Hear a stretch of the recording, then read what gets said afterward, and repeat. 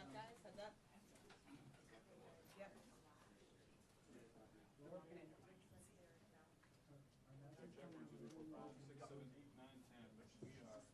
Heads up, so you're not going to hear from me for a while. Space yourself like one on one side and one on the other. One on one side of the flag and one on the other. Okay, now.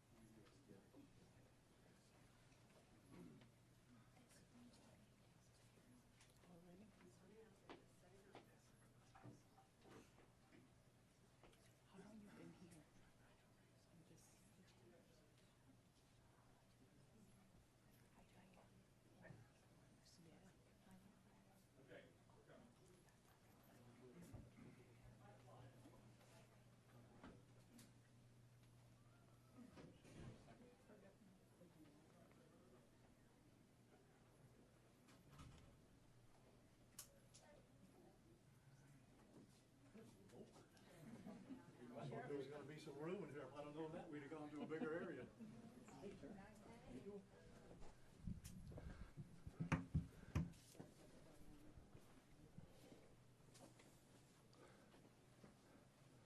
Okay, just a couple little housekeeping things here, in case you haven't been with me at a press conference. We, meaning the gentlemen that are up here, which is the U.S. Attorney, FBI, Secret Service, we're going to give you everything that we have. We're going to give you the latest updates. They're going to tell you what's going on with the investigation, everything. And we're going to do a limited amount of questions. So make them good, all right? Don't get into what if and all this. Get legitimate questions. We got it? Yes, sir. Okay, everybody ready? Yes, sir. Okay. We're here today to give an update on the investigation in regards to the incident at Trump International. With me is the U.S. Attorney, the FBI, and the Secret Service. Just to give you a little information, as you well know, the road down there on Summit is still blocked off. It will be blocked off probably for the remainder of today and probably a good portion of tomorrow until some of the investigative things need to be done and finished. But we're accommodating people in and out, getting them to the library, getting them to the post office, so the public is not going to be that far inconvenienced. The security level at Mar-a-Lago is the highest it can possibly be now. The road closures are back in place and will remain there. The checkpoints are in place. And my commitment to the Secret Service is to give them every possible resource from PBSO. Once they determine the level of security that they need, they will get all the resources possible. So having said that, I'll let you talk to the U.S. Attorney. Thank you, Sheriff.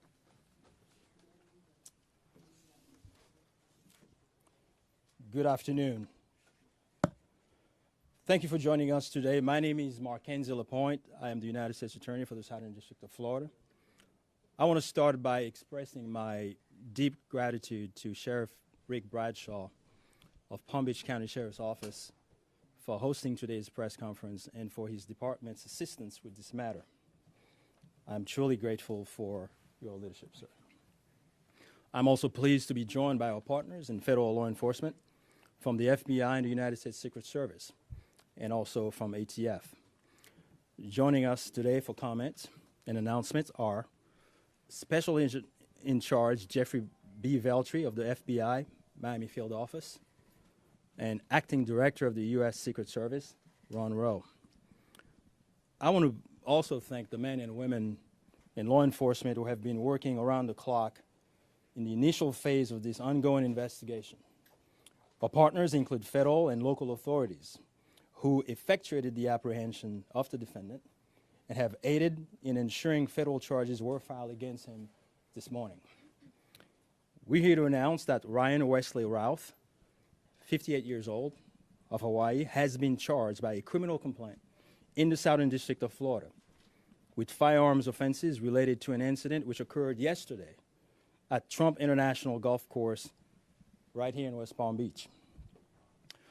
Ralph was charged federally with possession of a firearm by a convicted felon and possession and receipt of a firearm with an obliterated serial number. He had his initial appearance today before Magistrate Judge Ryan McCabe in the federal courthouse in West Palm Beach.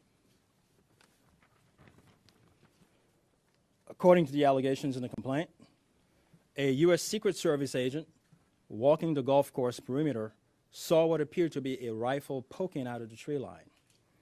After the agent fired a service weapon in the direction of the rifle, a witness saw a man later identified as Ralph fleeing the area in the tree line.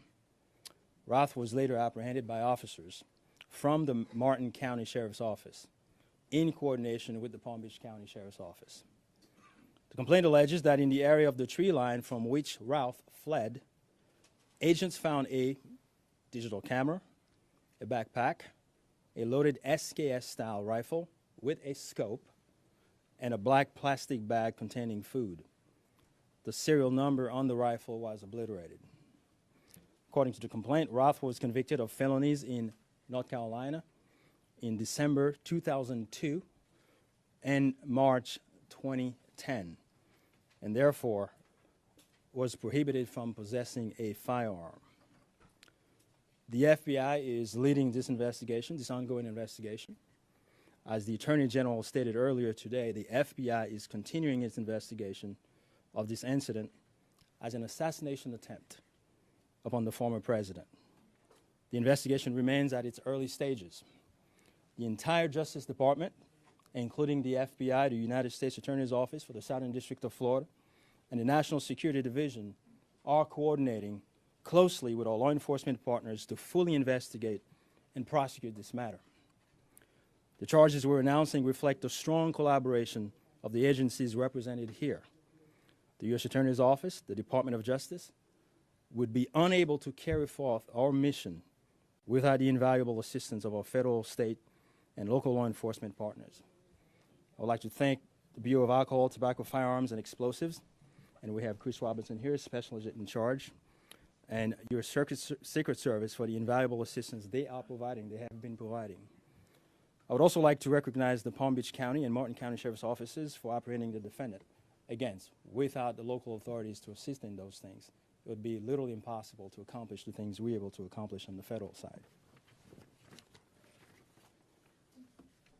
I want to personally express my gratitude to the attorneys with the U.S. Attorney's Office for the Southern District of Florida and the Counterterrorism Section of the Justice Department's National Security Division for their nonstop work over the last 24 to 30 hours. Together, we will continue to work tirelessly to ensure accountability and the pursuit of justice. At this time, I will invite FBI Special Agent in Charge Jeff Veltri to the podium. After Special Agent in Charge Veltri completes his remark, Acting Director of the U.S. Secret Service, Ron Rowe, will provide remarks before we open the floor for a few questions. On our end, given that this is a pending matter before the court and the investigation is ongoing, all comments will be limited. Thank you very much. Jeff.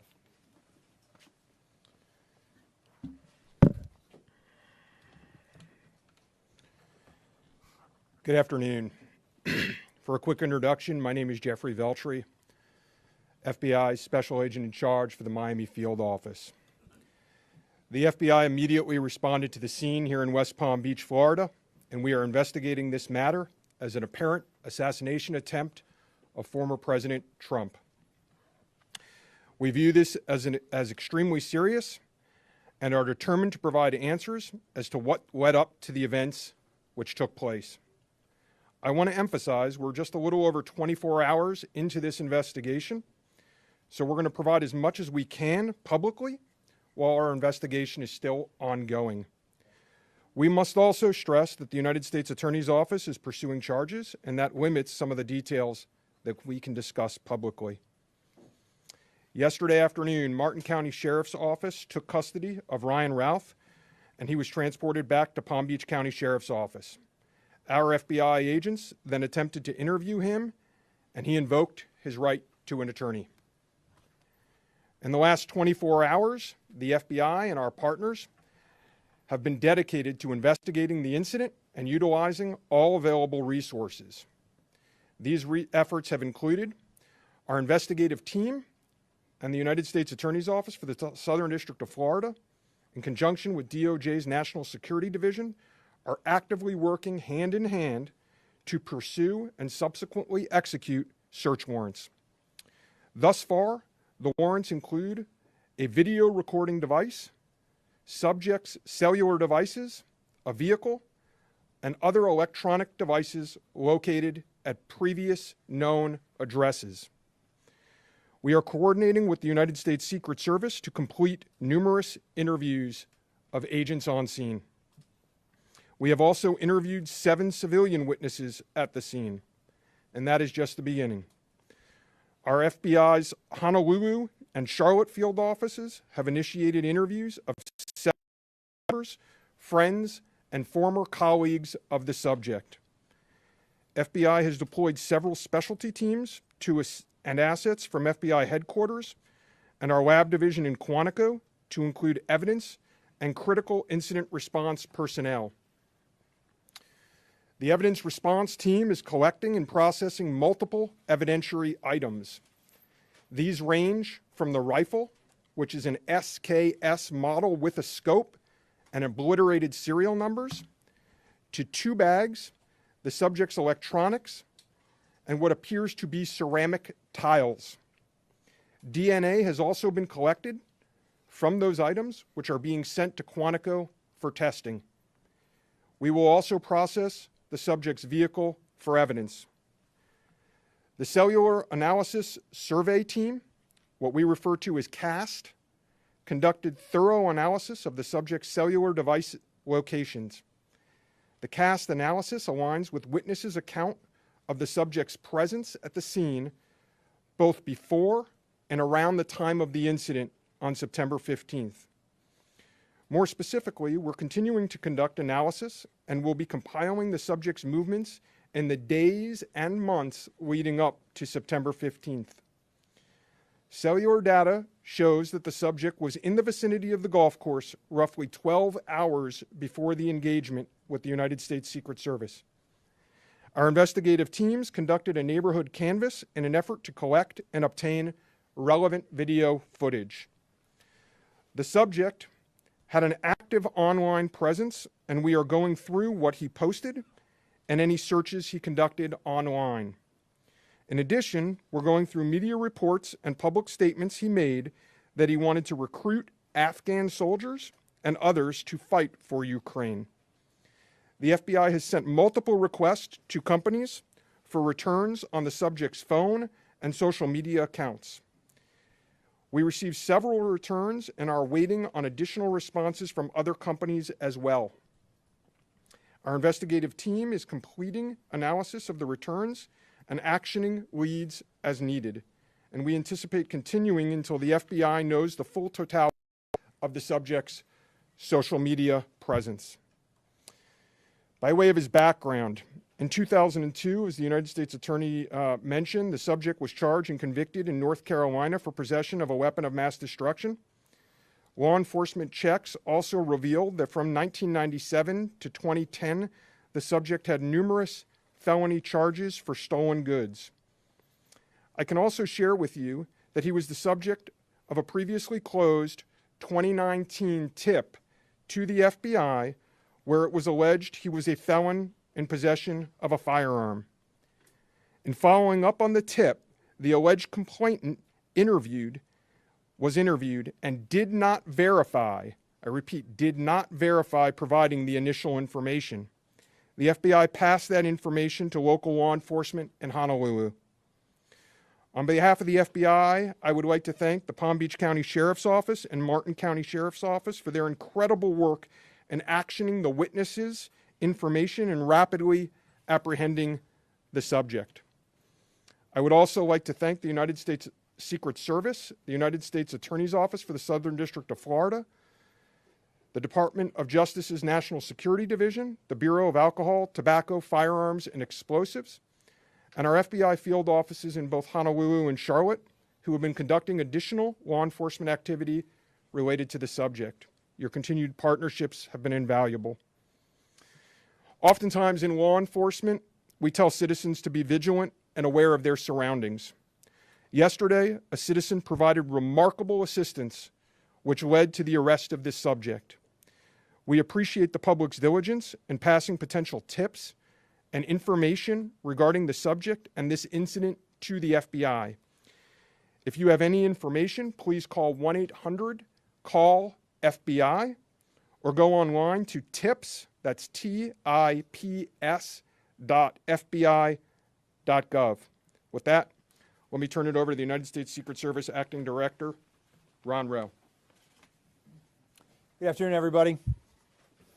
Yesterday afternoon, this country was reminded of the heightened and dynamic threat environment the United States Secret Service and its protectees face on a daily basis.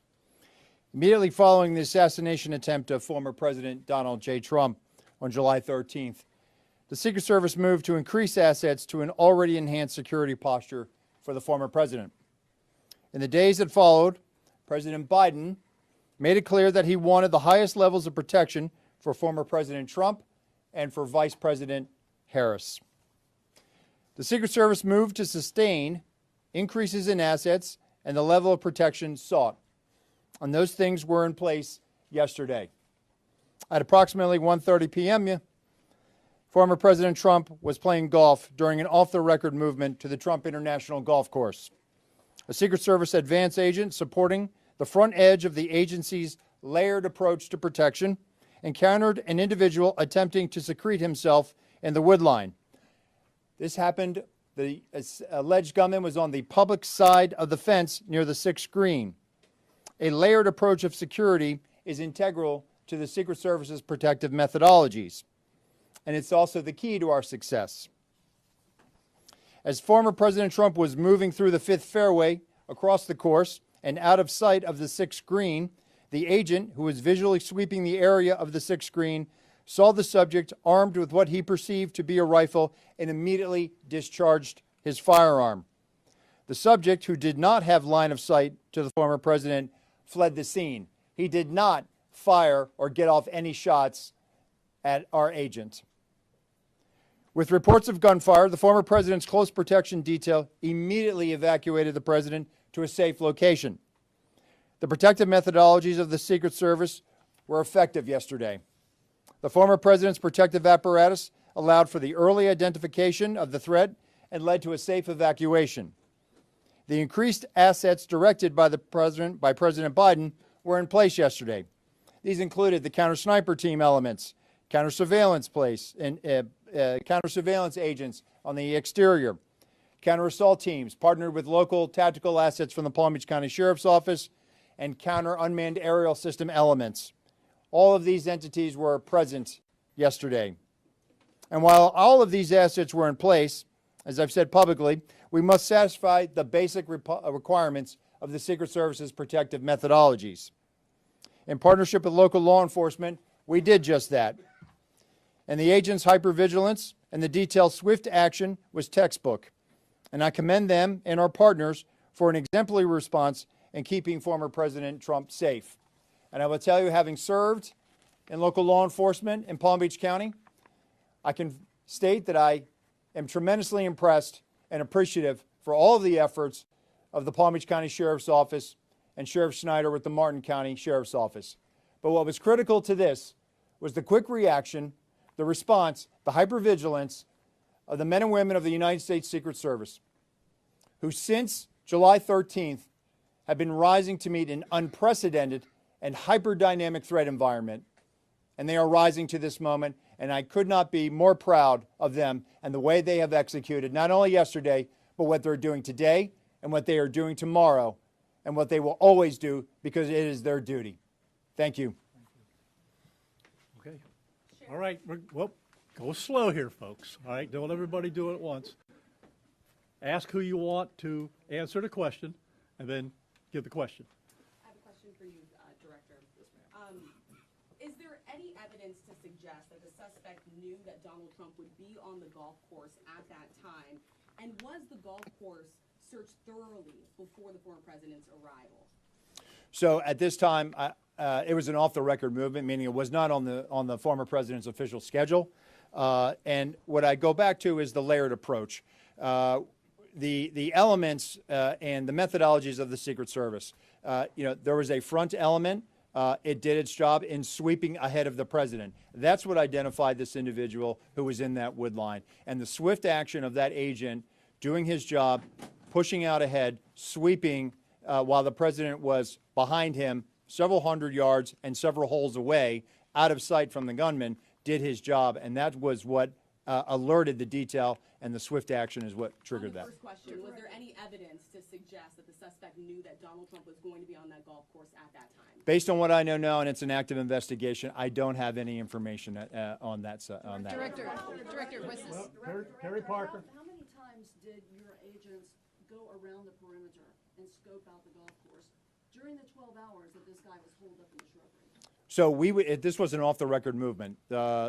It wasn't a site that was on his scheduled, it wasn't part of his schedule. So there was no posting up of it because he wasn't supposed to have gone there in the first place. Director, let me ask you about the Secret Service. Garrett Haig.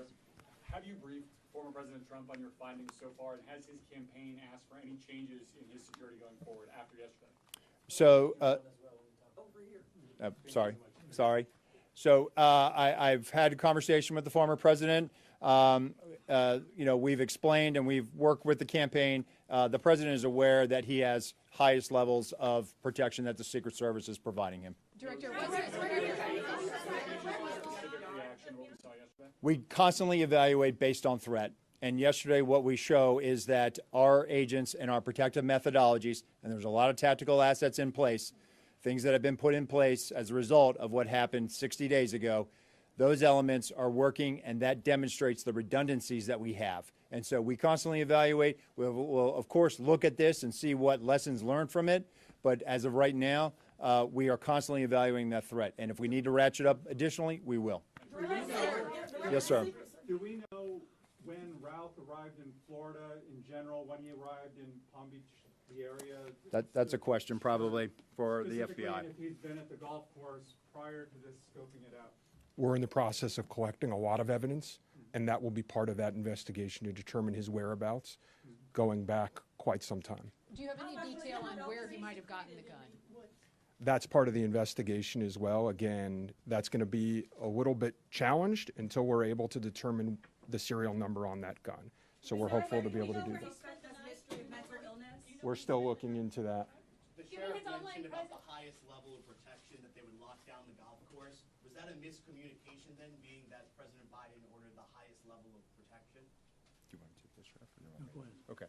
So here's the deal. When it comes to Secret Service protection, we provide the highest level. So, for example, yesterday, counter-assault team elements. I'm not going to go into the number of personnel that we have out there, but we have the highest levels from Secret Service. When we work with the Palm Beach County Sheriff's Office, like, for example, yesterday, during that emergency action response, we had their local tactical team assets partner with our local tactical team assets. We had their helicopter up in the air, providing us 360 and situational awareness of the overhead for if there were any potential threats coming at us. So what we did yesterday was exercise our emergency plan based on the number of tactical assets and the highest level of protection that we are providing. The sheriff and I have talked. Now, clearly, when you go down Southern Boulevard right now and you try to get over to Palm Beach and you see the robust presence that's existing outside of Mar-a-Lago, the heavy uniform presence, the additional assets of the Secret Service. And for those of you that were here in 2017, when the president was in office, when you look at that footprint now and you look at it today, there's not much difference there. There is heavy uniform presence out there. And again, what I go back to is yesterday was an off-the-record movement. Off the record. And the president wasn't even really supposed to go there. It was not on his official schedule.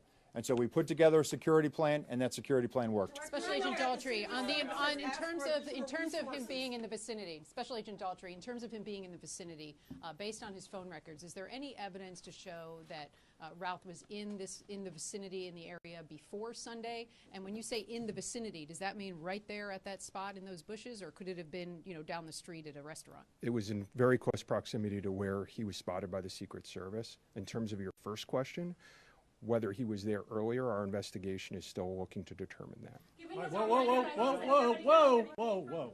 We're going to do two more. You get one. Thank you. All right? Only two more. You get one. Okay, we understand that the Secret Service has asked Congress for additional resources since the Butler rally. Have you received those resources yet? So thank you for that question. So we are working.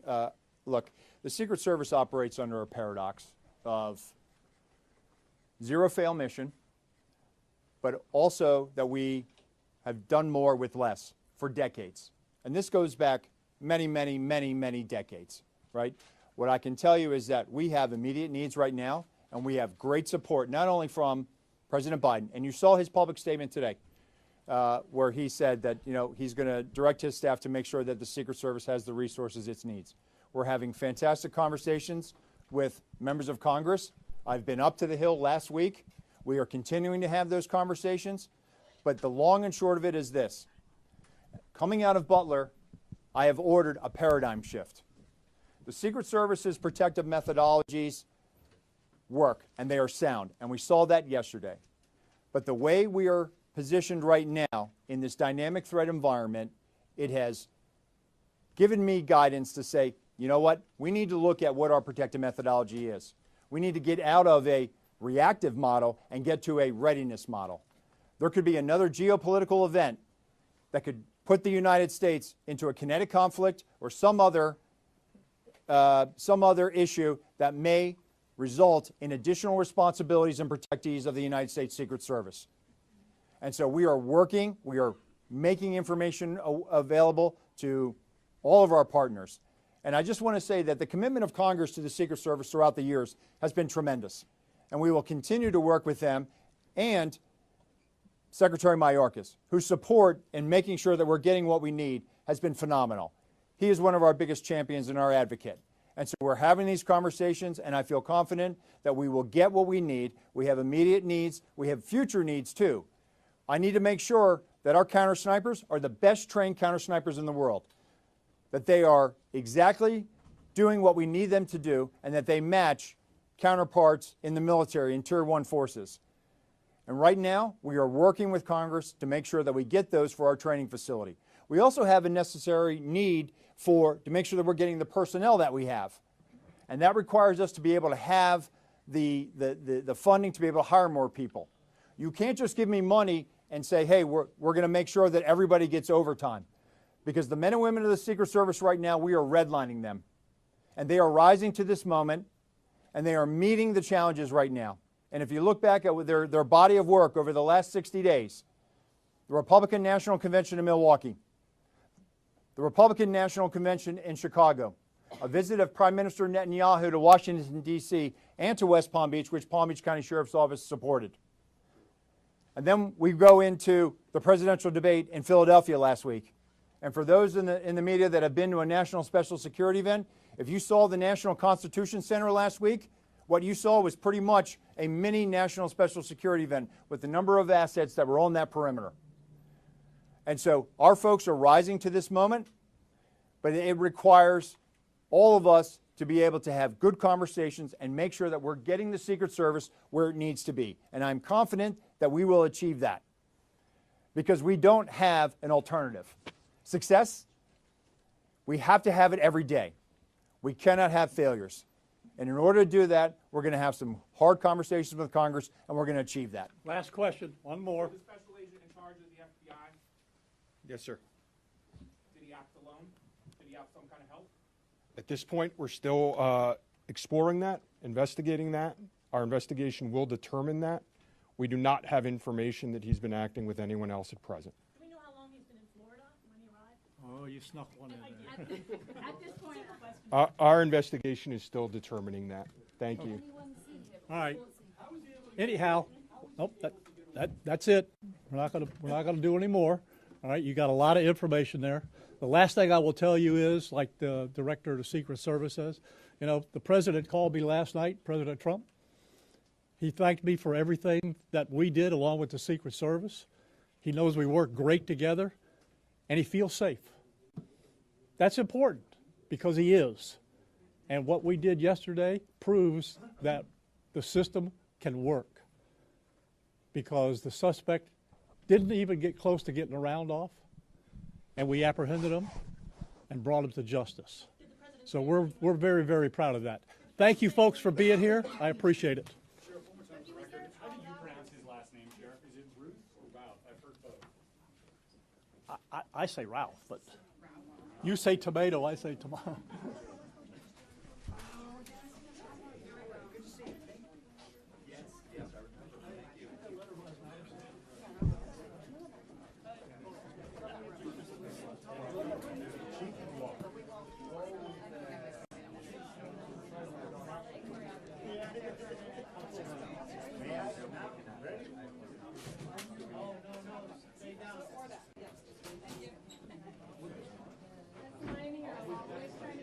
Yes, exactly. That's me, Pedro. La batería es tuya.